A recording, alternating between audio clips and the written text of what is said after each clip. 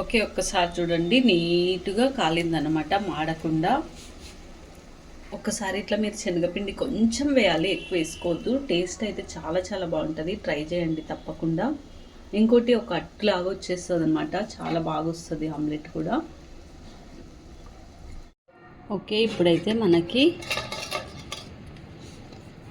అట్టు రెడీ అయిపోయిందనమాట. ఇది మీరు కూడా తప్పకుండా ట్రై చేయండి.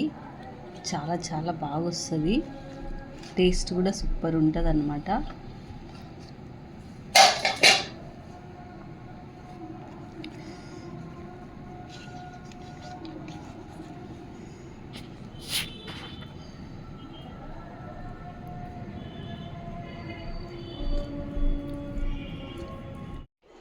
హలో, హాయ్, నేను మీ శ్రావణి. ఇప్పుడు నేను మీకు ఆమ్లెట్ చూపిస్తున్నాను అనమాట. ఈ ఎగ్స్ని అయితే మనము పలగొట్టుకుందాం ఫస్ట్.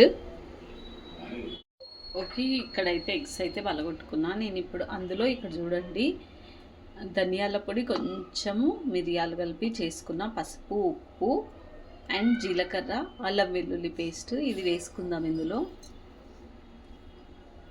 నెక్స్ట్ కొంచెం శనగపిండి వేసుకోవాలి, ఒక సగం చెంచా. ఓకే, శనగపిండి చూడండి కొంచెం, ఇదిగో చేత్తోన కొంచెం వేసుకోవాలి. ఇప్పుడు దీన్ని బాగా కలుపుకుందాం.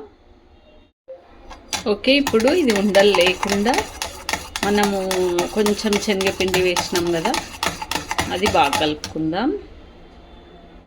ఓకే, నెక్స్ట్ వచ్చేసి ఇందులో కొంచెం సన్నగా కాడలతోన కొత్తిమీర. ఓకే, ఇంకా స్టవ్ మీద ఆయిల్ పెట్టుకుందాం.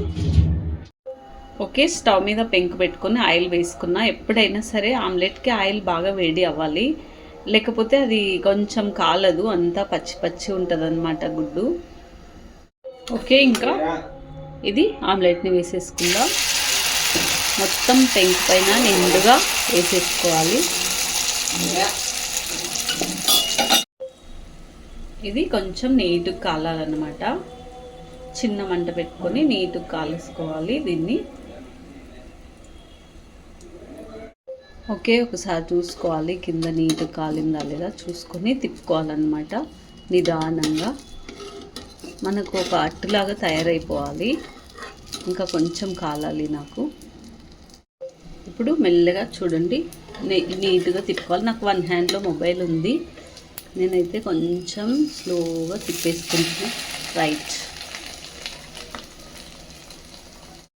ఓకే, ఒక్కసారి చూడండి, నీట్గా కాలిందనమాట, మాడకుండా. ఒక్కసారి ఇట్లా మీరు శనగపిండి కొంచెం వేయాలి, ఎక్కువ వేసుకోవద్దు. టేస్ట్ అయితే చాలా చాలా బాగుంటుంది. ట్రై చేయండి తప్పకుండా.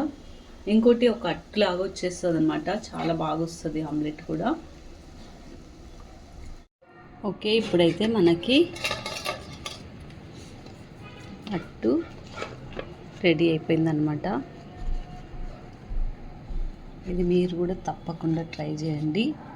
చాలా చాలా బాగా వస్తుంది. టేస్ట్ కూడా సూపర్ ఉంటుంది అన్నమాట.